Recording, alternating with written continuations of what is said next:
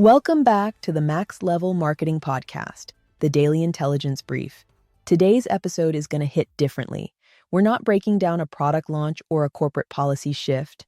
No, we're looking at something happening right now on every feed, every platform, everywhere. And it's one of the clearest mirrors I've seen held up to how the internet is shaping not just culture, but commerce. I'm Maxine Ebegbuzie, your guide through the noise and into the heart of what actually moves brands, buyers, and behavior. I am not mentioning this just to jump on the controversy. This is a lesson in the economics of attention and the real cost when brands let the algorithm do the driving. Pamela Anderson. Once the poster woman for 90s beauty standards is back in headlines, but not for a reboot, a scandal, or a new product line. She's being dragged across social media for her personal decision to stop wearing makeup publicly, and the latest viral post?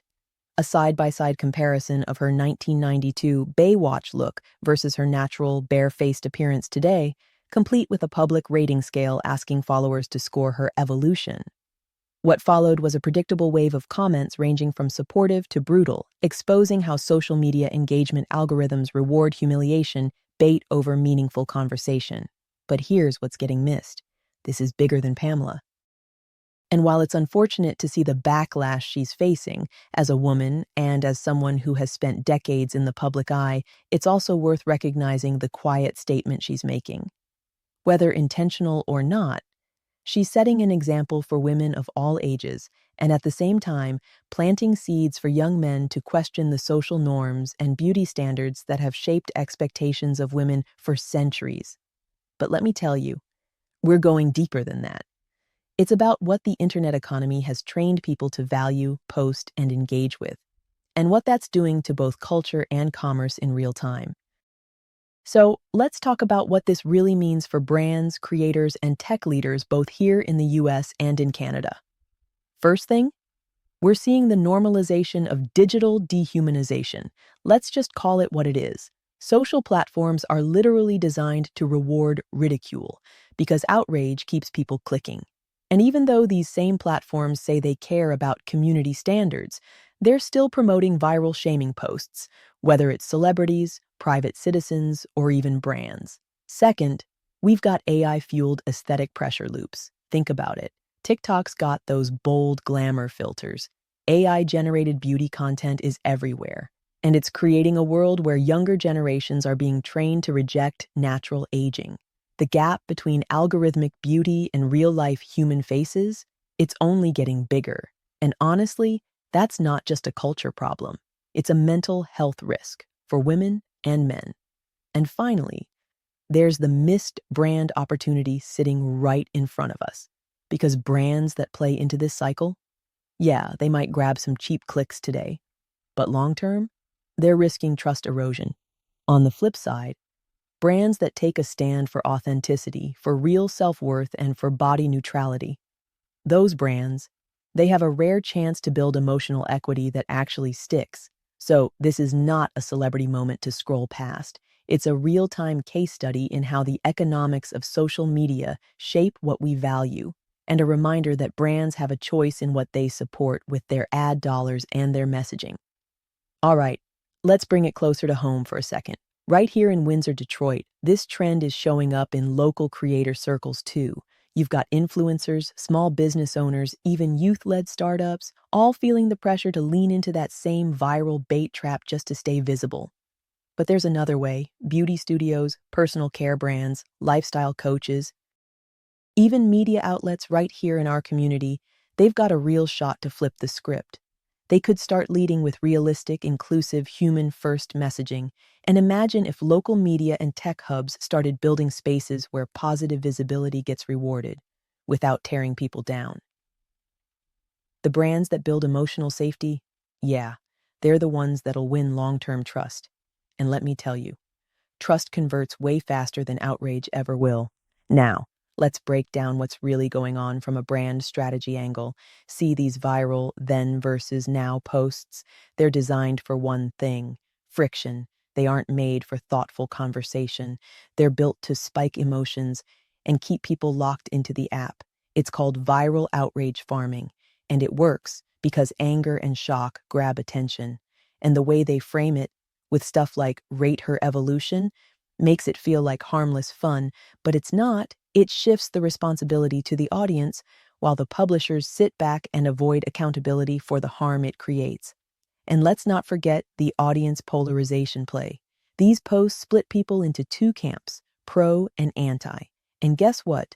Both sides keep commenting, keep sharing, keep driving up engagement. But brands need to ask themselves, are we fueling that divide just to get clicks? Or are we building community that actually lasts? Because what you reward gets repeated, and rewarding outrage might win the moment, but it will cost you trust over time. Now, let's unpack the psychology behind this. First, the bandwagon shaming effect.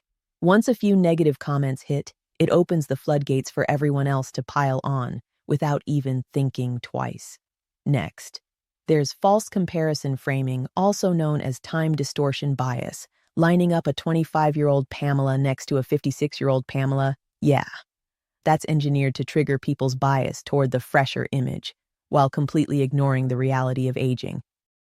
And finally, the gamification of beauty standards, turning someone's appearance into a rating game. That's how they exploit our dopamine-driven habits, making it feel like entertainment, when really it's just degrading people for clicks. But here's the opportunity. Brands that understand these tactics, they can flip the script. They can build engagement that actually lifts people up instead of tearing them down. And that is where real loyalty lives. So, what's the big picture here? It most certainly is pointing to a mirror moment, reflecting the state of digital behavior, algorithmic bias, and brand responsibility in 2025. Because here's the thing. What we're seeing right now is a real-time preview of the playbook that's shaping attention economies everywhere. From the creators chasing relevance, to the platforms writing the rules, to the brands deciding where to place their budgets. Every player is either reinforcing this cycle or rewriting it. And that's why this matters so much. Because the brands that choose to rewrite the script, the ones that choose to prioritize real connection over cheap engagement, they're the ones that'll build trust that actually lasts beyond the algorithm. And that's exactly where we're headed next. As platforms keep finding new ways to monetize outrage, brands have a decision to make. What are you actually rewarding with your budget, your messaging, and your content strategy? Are you feeding the cycle, or are you building something that helps people feel seen, heard, and respected? Let me put on my branding and neuromarketing hat for a minute. Because the smartest brands aren't sitting on the sidelines watching this unfold. They're actively defining their role in the conversation. You see, Pamela Anderson's decision to go barefaced has become an accidental masterclass in brand repositioning. She's disrupting an industry that built her image in the 90s, reclaiming control of her narrative by rejecting the filters, the pressure, and the production value the industry once celebrated her for. And whether you agree with her or not, she's showing every brand what courageous brand differentiation looks like. She's positioning herself on the opposite side of the polished, hyper-filtered, algorithmic aesthetic. That's a real brand move, and people are noticing. Now, let's get into what this means for brands listening right now. Don't chase trends. This is your reminder. Your brand, it should stand for something bigger than visibility, something rooted in values.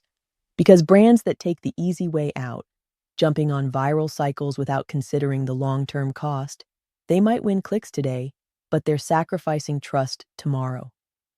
And trust? That's what scales. Let's go even deeper on what's really driving this behavior online. Here's where it gets tactical. First, you've got something called rage click incentivization. This is where platforms like Facebook, TikTok, and Instagram prioritize content that spikes anger or shock because it keeps people scrolling, commenting, and engaging longer, and the data backs it up. According to MIT research, false or emotionally charged news spreads 6 times faster on social media than factual reporting. Why?